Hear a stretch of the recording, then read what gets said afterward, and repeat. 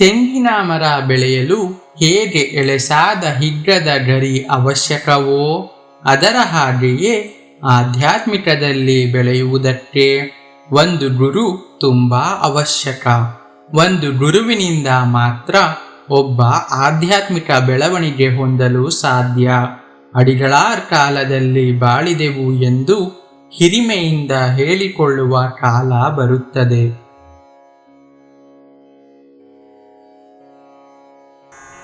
ಓಂ ಶಕ್ತಿ.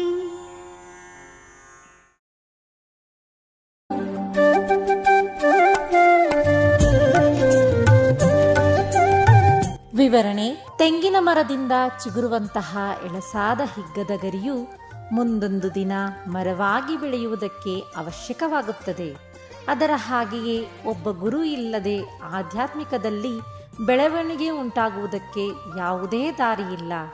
ಪೂಜ್ಯನೀಯ ಅಮ್ಮನವರಿಂದ ಪ್ರತ್ಯೇಕವಾಗಿ ನಿದರ್ಶನಗಳನ್ನು ಪಡೆದುಕೊಂಡವರು ಅದೃಷ್ಟಶಾಲಿಗಳು. ಅಮ್ಮ ತಾಯಿ ಆದಿಪರಾಶಕ್ತಿಯ ಅವತಾರ ಸ್ವರೂಪ.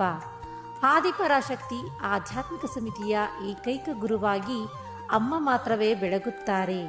ಈ ಹಿಂದೆ ಅಮ್ಮನ ನಿದರ್ಶನಗಳನ್ನು ಪಡೆಯದೇ ಇರುವವರಿಗೆ ಅಮ್ಮನವರ ದೈವವಾಣಿಗಳು ನಂಬಿಕೆಯನ್ನು, ನಿದರ್ಶನವನ್ನು ನೀಡುತ್ತದೆ. ಅದನ್ನು ಗಮನವಾಗಿ ಅನುಸರಿಸಿದರೆ ಸಾಕು, ನಮ್ಮ ಜೀವನವು ಸುಗಮವಾದ ದಾರಿಯಲ್ಲಿ ಸಾಗುತ್ತದೆ.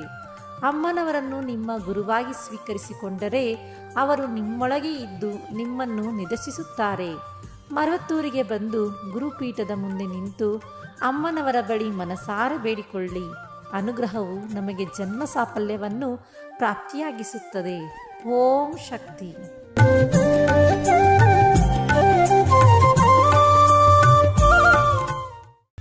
ಅಮ್ಮನ ನೆನೆ ಮನವೇ ಮೇಲ್ಮರವೂರಮ್ಮನ ನೆನೆ ಮನ